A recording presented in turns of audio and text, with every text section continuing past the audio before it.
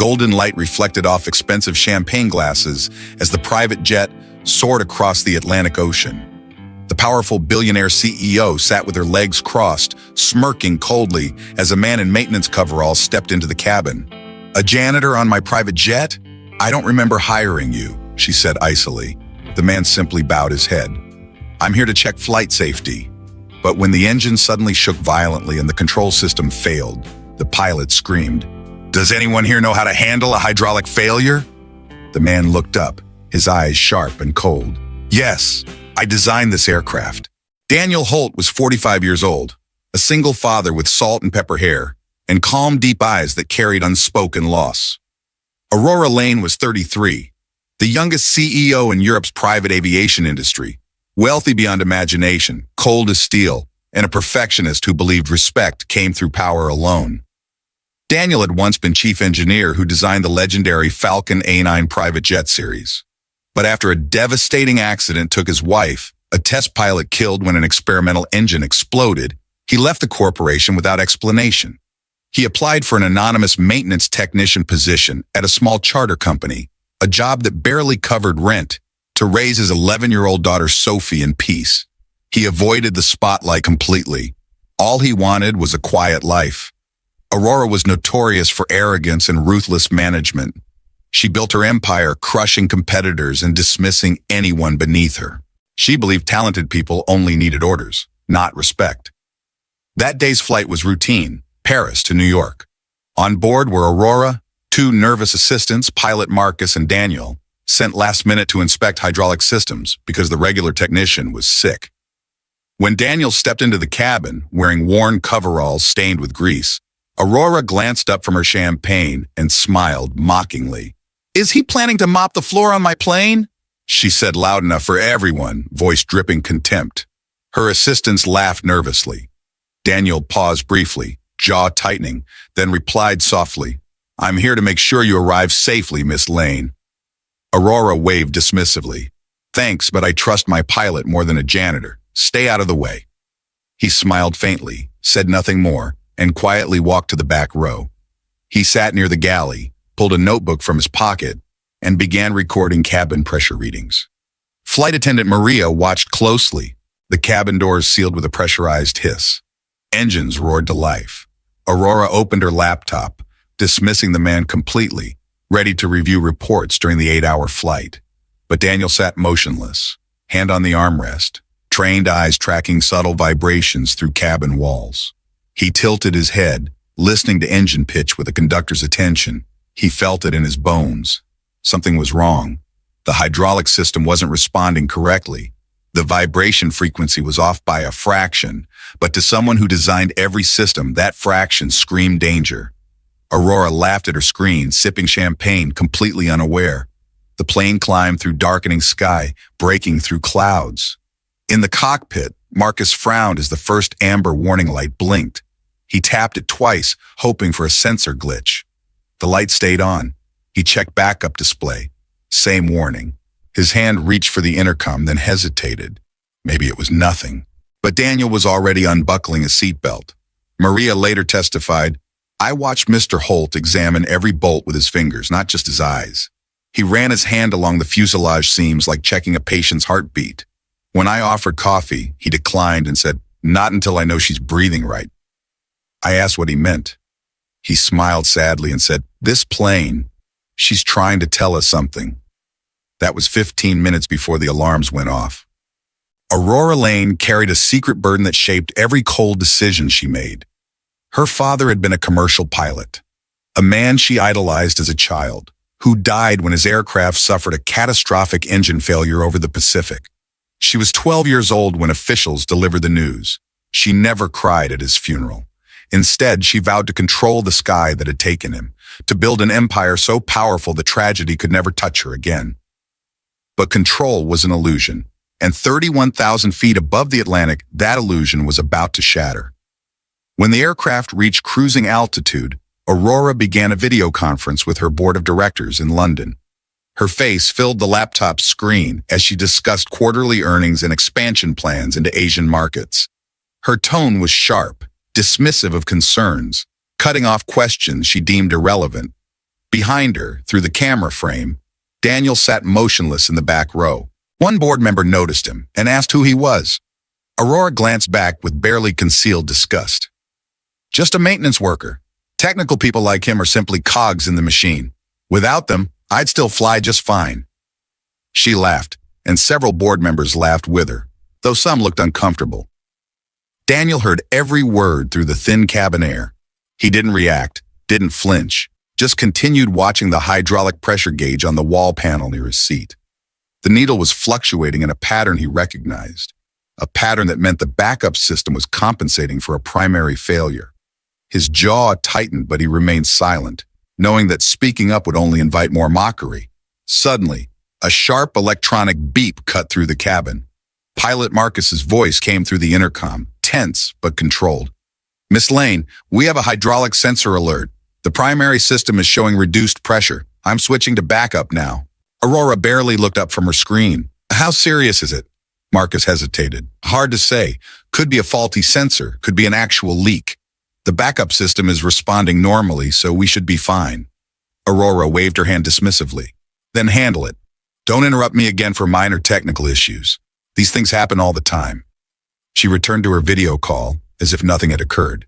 But Daniel was already on his feet, moving toward the cockpit with purpose. His practiced eye had caught something the pilot hadn't noticed, a slight asymmetry in the wing position, visible through the cabin window, indicating uneven hydraulic pressure distribution. He reached the cockpit door and knocked firmly. Marcus turned, annoyed at the interruption. "Sir, you need to return to your seat. We're handling the situation." Daniel's voice was calm but carried an edge of urgency. "The backup system isn't compensating evenly. You're losing pressure in the port side wing control. If the secondary line fails, you'll lose aileron authority completely." Marcus stared at him. "How could you possibly know that from the cabin?" Daniel met his eyes. "Because I designed the redundancy architecture for this aircraft. The pressure distribution pattern you're seeing means the coupling valve is cracked, not the sensor. Check your differential reading on panel C." Marcus turned to the instrument panel, his face going pale as he found exactly what Daniel described. The differential was climbing. "Who are you?" he whispered. Before Daniel could answer, Aurora's voice cut through from behind. "Get away from my pilot! You're not authorized to be in this area!" Daniel turned to face her, his expression hard. "Miss Lane, your aircraft has a critical hydraulic failure. If we don't address it in the next 10 minutes, the backup system will cascade fail, and we'll have no flight control authority." Aurora's face flushed with anger. "You're trying to create panic. Marcus, remove this man." But Marcus was staring at his instruments, hands beginning to shake. "Miss Lane, he's right. We have a real problem here." The cabin suddenly lurched as the autopilot struggled to compensate for decreasing hydraulic pressure. One of Aurora's assistants screamed. The laptop slid off the table. Aurora grabbed the armrest, her champagne glass shattering on the floor. "What's happening?" Marcus's voice cracked with fear. "Hydraulic pressure dropping on all systems. Does anyone here actually know how to handle a complete hydraulic failure manually?" The cockpit fell silent except for the increasingly frantic alarm tones. Daniel stepped forward, his voice cutting through the chaos with absolute certainty. "Yes, I do. Because I designed every backup protocol in this aircraft. Now let me work, or everyone on this plane dies in approximately 8 minutes. Aurora stared at him, all her arrogance draining away as the reality of their situation crashed down. "Who are you?" she whispered. Daniel pulled off his work gloves, revealing hands marked with old burn scars, and looked directly into her eyes. "My name is Daniel Holt. I'm the chief engineer who designed the Falcon A9, and right now, I'm the only reason you might live to see tomorrow." Pilot Marcus later stated in his official report. When Mr. Holt spoke those words, the entire cockpit went silent. I had flown this aircraft for 3 years and never knew its designer was still alive. The way he moved to the controls, the way his hands found every switch without looking, it was like watching the aircraft recognize its creator. He didn't ask permission. He just started saving our lives. The crisis had forced 2 opposing worlds into violent collision, and now survival depended on whether pride could surrender to truth. Aurora stood frozen in the cockpit doorway, her perfectly manicured hand gripping the frame as the aircraft shuddered again. The woman who had spent years building walls of control around herself suddenly found those walls crumbling at 31,000 feet. Daniel didn't wait for permission.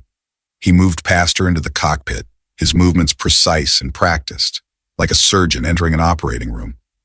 Marcus immediately shifted to the co-pilot seat, recognizing authority when he saw it.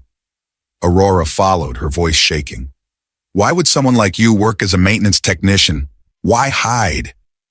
Daniel's hands were already moving across the control panel, flipping switches and reading displays with speed that made Marcus look like a student. Without looking up, Daniel answered, his voice tight with old pain.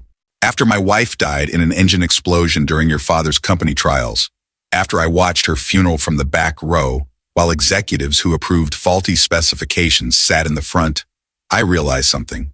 Prestige doesn't save lives. Attention doesn't prevent tragedy, so I disappeared. I took a job where I could actually touch the aircraft, check every bolt, every seal, every system, and know that the people flying were safe. Aurora's face went white. Her legs nearly gave out. She grabbed the back of Marcus's seat. My father's company. You're talking about Skyward Technologies, the explosion that bankrupted us, that killed 3 test pilots. Her voice dropped to a whisper. One of them was your wife? Daniel finally turned to look at her, and Aurora saw something in his eyes that made her want to disappear, not anger, but a profound sadness that had aged him beyond his years. Her name was Rachel. She was the best pilot I ever knew. She told me the engine was running too hot 3 days before the test. I reported it. Management overruled me. They had investors coming. They needed the demonstration, so they flew anyway. The cabin lurched violently, throwing Aurora against the wall. Alarms screamed from every panel. Marcus shouted, "Primary hydraulic system completely failed. Secondary is at 15% and dropping." Daniel's jaw clenched. "Reduce throttle on the port engine to 70%. Increase starboard to 92%. We need asymmetric thrust to compensate for the lost aileron control." Marcus stared. "That'll put us into a gradual turn," Daniel snapped back. "Exactly. Manual compensation. It's the only way to maintain attitude without hydraulics. Do it now." Aurora watched as Marcus followed the commands, his hands shaking. The aircraft's violent shuddering smoothed slightly. "It's working," Marcus breathed. But Daniel shook his head. "For now, we're still losing pressure. In about 12 minutes, we'll have 0 flight control authority. We need to descend immediately and find the nearest airport." Aurora pulled herself forward. "There's nothing but ocean below us for another 300 miles. We're over the mid-Atlantic gap." Daniel's expression darkened. "Then we have exactly one option. Emergency descent to 10,000 feet where air density will help us maintain control, then limp toward the Azores. It's risky. The descent without proper hydraulics could tear us apart if we're not precise." The aircraft suddenly dropped. Not a smooth descent, but a stomach-lurching fall. One of Aurora's assistants screamed from the cabin. The laptop that had been on the floor slid backward. Daniel's hands flew across the controls. "Hydraulic coupling just separated completely. Marcus, pull the manual release handle under your left console. Red handle now." Marcus found it and pulled. A grinding mechanical sound echoed through the airframe. "What did that do?" Aurora asked, her voice small. "Mechanical linkage bypass," Daniel explained, sweat beading on his forehead. "Ancient backup system. It connects the control yoke directly to the wing surfaces through steel cables. Like flying a plane from the 1940s. It'll give us maybe 30% control authority." Aurora moved closer, watching his hands work with absolute certainty despite the chaos. "You designed this system." It wasn't a question. "I designed it for exactly this scenario," Daniel confirmed. "I lost my wife because people cut corners on safety. I swore every aircraft I designed afterward would have redundancies upon redundancies. Most engineers thought I was paranoid. Management complained about the extra weight and cost. But I insisted. I told them someday this system would be the difference between life and death." His voice caught. "I just never thought I'd be the one using it." The aircraft entered a steep emergency descent. The cabin pressure changed, making everyone's ears pop painfully. Aurora felt tears running down her face, though she didn't remember starting to cry. "I'm sorry," she whispered, "for what I said, for how I treated you, for everything my father's company did." Daniel didn't respond immediately. He was too focused on managing the descent angle, fighting the control yoke that resisted every input. Finally, he spoke. "Your father didn't kill Rachel. The system did. The system that values profit over people. The system that treats engineers and technicians like disposable tools instead of the people who actually understand how to keep others safe. The system you've been perpetuating. Those words hit Aurora harder than any turbulence. She had become exactly what destroyed her own father. How do I fix it? She asked, her voice breaking. If we survive this, how do I fix what I've become? Daniel managed a grim smile as the altimeter spun downward. You start by remembering that every person on your aircraft, from the CEO to the janitor, is someone's daughter, someone's father, someone worth respecting. The aircraft broke through a layer of clouds, revealing dark ocean far below. Too far, too fast. Marcus's voice cracked. We're descending too quickly. Airspeed is climbing past structural limits. Daniel's knuckles were white on the yoke. I know. Aurora, I need you to go to the cabin, find the emergency ballast release panel behind the rear galley. Yellow cover. Open it and pull every red switch. It'll dump our reserve fuel. We need to shed weight immediately. Aurora didn't hesitate. She ran. In the cabin, the two assistants were strapped in crying. Aurora found the panel, ripped the yellow cover off, and started pulling switches. She felt the aircraft lurch as fuel streamed out into the atmosphere. Through the window, she saw vapor trails. She ran back to the cockpit. Done. Daniel nodded, his face set in concentration. Marcus, full flaps, emergency deployment. The aircraft groaned as the flaps extended, creating massive drag. The descent rate slowed. Airspeed dropping into safe range, Marcus reported, his voice filled with hope. We might actually make this. Daniel stared at the instruments, calculating. Azores Airport is 90 miles. We have maybe 20 minutes of partial control left. It's going to be close. Aurora stood behind them, no longer the arrogant CEO, just a terrified woman watching a man she had mocked fight to save her life. I don't deserve this, she said quietly. Daniel glanced back, and for the first time, his expression softened slightly. Nobody deserves to die at 31,000 feet. Not you, not my wife. That's why I'm still here. First Officer Maria, who had been listening on the intercom, later testified, I heard Mr. Holt tell Miss Lane that nobody deserves to die. His wife had died because of her father's company, and he was still fighting to save her life. I've worked in aviation for 20 years. I've never witnessed anything like that kind of forgiveness in action. After the emergency landing in the Azores, after fire trucks and ambulances cleared, after investigators swarmed the damaged aircraft, Aurora canceled everything. She didn't return to London headquarters. She didn't take board calls. Instead, she rented a car and drove 3 hours to a quiet coastal suburb where Daniel lived with his daughter. The address had been in the crew manifest. Standing at the door of a modest house with peeling paint and a small garden, she had no idea what to say. The door opened before she could knock. A young girl with dark curly hair and Daniel's calm eyes stood there, wearing a school uniform and holding a sandwich. You're the airplane lady, Sophie said, smiling brightly. Dad said you were coming.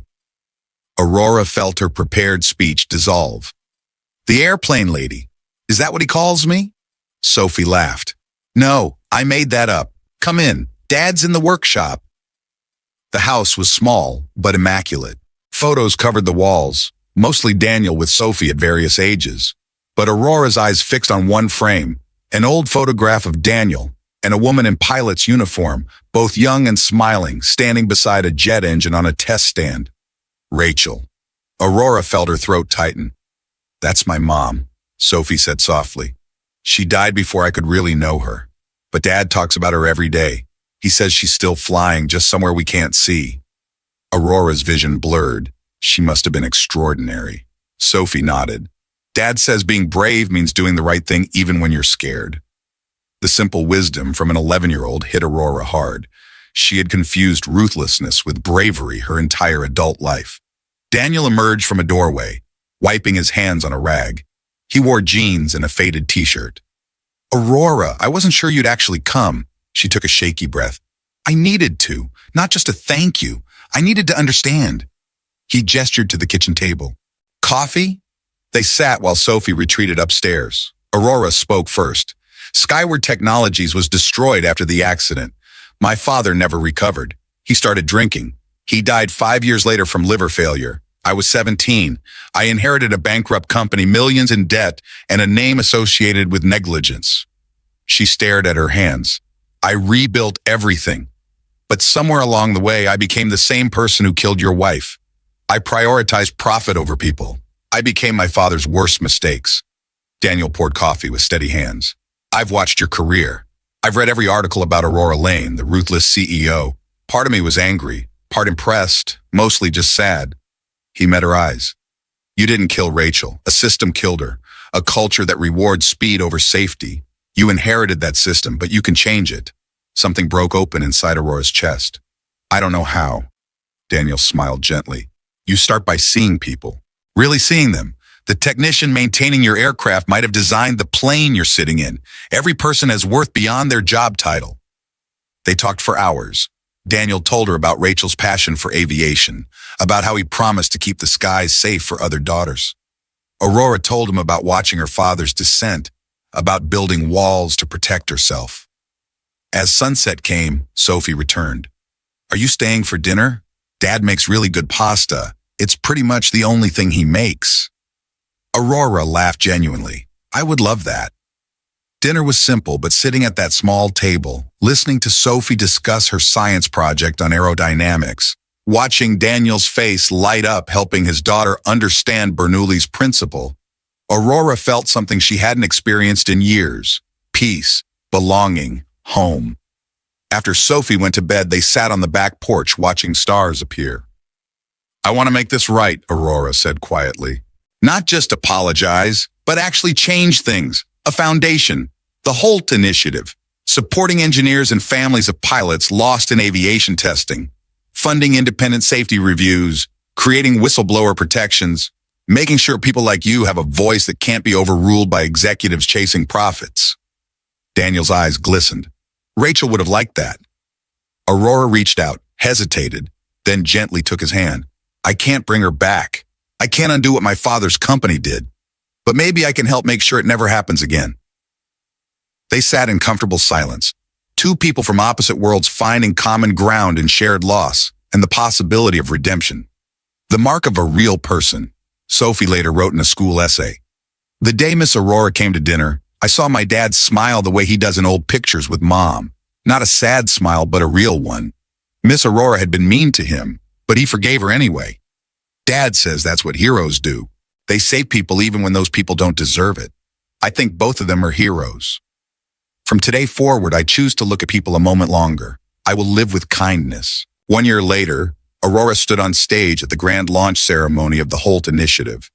The ballroom was filled with aviation professionals, journalists, and families who had lost loved ones to preventable accidents. Behind her, a screen displayed images of engineers, pilots, and technicians who had died in the name of progress. She wore a simple black dress, no jewelry, no expensive accessories. The woman who once valued appearance above all else now understood that substance mattered more than show. She stepped to the microphone, her voice steady and clear. My hero doesn't wear a vest or demand glory. He simply keeps the sky safe with hands covered in grease and oil. After his wife died in an explosion caused by my father's company, after losing everything, he could have walked away bitter and broken. Instead, he disappeared into quiet work, checking every bolt, every seal, every system, ensuring that other families wouldn't experience his pain. He saved my life when I didn't deserve saving. He forgave me when I didn't deserve forgiveness. The audience was completely silent, hanging on every word. Aurora's eyes found Daniel sitting in the third row, Sophie beside him holding his hand tightly. The Holt Initiative exists to honor Rachel Holt and every person who has died because someone prioritized profit over safety. We provide support for families, fund independent safety audits, and protect whistleblowers. But more than that, we're changing the culture that treats technical expertise as disposable and human lives as acceptable losses. She paused, reaching into her pocket. Daniel Holt, would you please come up here? Daniel shook his head slightly, uncomfortable with attention, but Sophie pushed him forward with an encouraging smile. He walked slowly to the stage, his expression guarded. Aurora held out her hand, revealing a small metal badge, the Falcon A9 engineer's insignia, badly burned but carefully restored. This badge was recovered from the test site where Rachel died. It was charred, broken, considered worthless. But nothing is beyond repair if we care enough to fix it. She pressed it into Daniel's palm, her own hands trembling.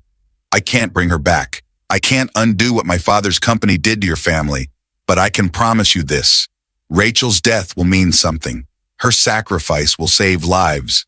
And the world will know that the quiet heroes, the ones who work in shadows, are the ones who truly keep us safe. Daniel's voice was rough with emotion. Rachel loved flying more than anything except Sophie. She knew every flight carried risk, but she trusted that the people building these machines cared as much as she did. That trust was betrayed. He looked directly at Aurora. You asked me once why someone like me would work as a janitor. The truth is, I never stopped being an engineer. I just chose to work where I could actually touch the aircraft, where I could ensure safety myself instead of trusting executives who saw only numbers. He held up the restored badge. This represents everything Rachel believed in. Excellence without ego, precision without pride, safety above all else. If this initiative can protect even one family from experiencing what Sophie and I went through, then maybe Rachel's death wasn't meaningless after all. The applause was thunderous. People stood, many wiping away tears. Aurora stepped forward and embraced Daniel. Not a formal handshake, but a genuine hug between two people who had found healing and shared pain. When they separated, she spoke again. Daniel, if one day the sky calls to you again, if you ever want to return to design work, to teaching, to anything beyond checking bolts in the shadows, I want you to know something. You won't have to fly alone. We'll be there with you. Daniel smiled, a real smile that reached his eyes for the first time in years. I've already landed, Aurora. After Rachel died, I crashed hard. But maybe landing doesn't mean staying grounded forever. Maybe it just means finding solid ground before you choose to fly again. He looked at Sophie. And this time, when I do fly, I'll make sure my daughter is right there beside me, learning everything Rachel would have taught her. Sophie couldn't contain herself anymore. She ran onto the stage and threw her arms around both of them, hugging Aurora and her father together. Now I have two of the best people in the world, she exclaimed, her voice muffled against their shoulders. The audience laughed through their tears, the sound warm and genuine. Aurora held the girl tightly. This child who had lost her mother to Aurora's father's mistakes, yet who offered forgiveness with the pure heart of youth. As the ceremony ended and people filed out, the three of them stood on the balcony overlooking the tarmac. The sun was setting, painting the sky in shades of gold and amber. In the distance, a private jet sat on the runway, its white surface reflecting the dying light. Daniel put his arm around Sophie, and Aurora stood beside them, no longer an outsider, but part of something that felt like family. The sky is beautiful tonight, Sophie whispered. Daniel nodded. Your mother always said the best time to fly was during sunset. She said that's when you could see both where you'd been and where you were going. Aurora added quietly, then maybe that's when we all need to fly. Not running from the past, but carrying it with us as we move towards something better. If you believe stories of healing and redemption like this deserve to be shared, leave a comment and subscribe to this channel. We tell the stories that should never be forgotten.